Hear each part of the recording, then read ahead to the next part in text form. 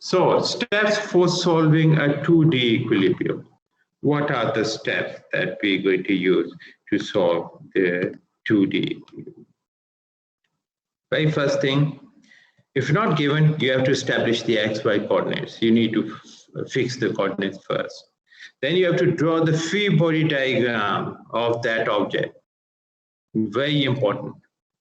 And then you apply the 3 equation of equilibrium for solving the 3, sorry, it can be 6. It's 6. Am I right? It's 6. There are 6 degrees of freedom, not 3 degrees. Am I right? 2D, not 2D and 3D. Yes, it's 2D, so it is definitely 3 equations only. 6 equation is for 3D. That's true.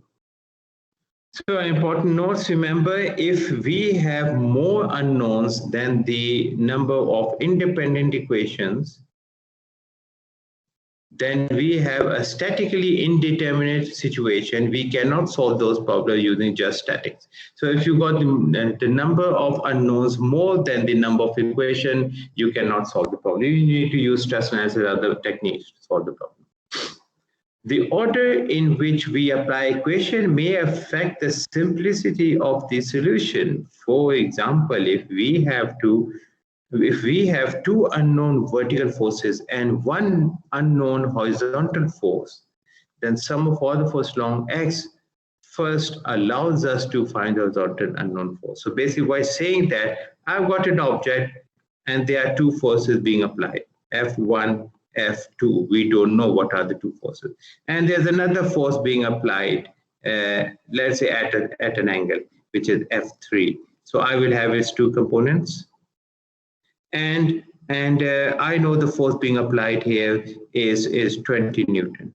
So if this is the scenario, you are not going to do sum of all the forces along Y because both are unknown. Why to start with Y? I would start, common sense tells me that I should start with sum of all the forces along X so that I know the known value and I will be able to find this component. So thus I will be able to find that. So basically it's common sense. You start from the direction where you've got the maximum known and minimum unknown. Common sense. Excuse me.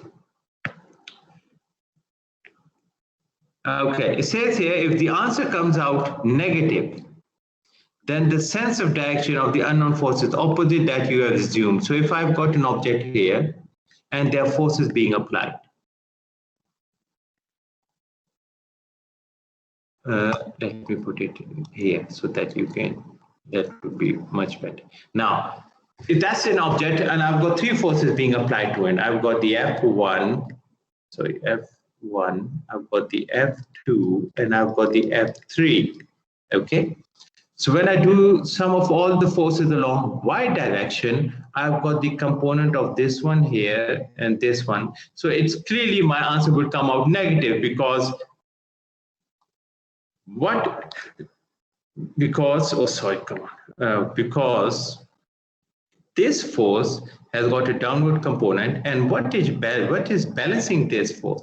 It is basically this F2, and F2 is basically in the opposite direction. So the answer will come out negative for my F2, which will tell me that yes, your direction assumed for F2 is wrong.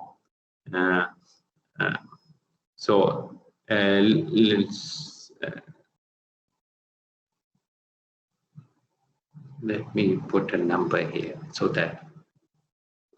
this would be F2 plus 20 equals 0. Come on, what happened? Okay, is 0. So F2, so F2, is equal to minus 20. So that tells me the direction of F2 assumed is basically in the opposite direction. Is that clear to everyone? Yes, sir. Okay, so answer will tell you it's negative. Once the answer is negative, don't change the drawing, don't change the symbol on the diagram. That's it. On the answer, you can write that the direction for the F2 force is in the opposite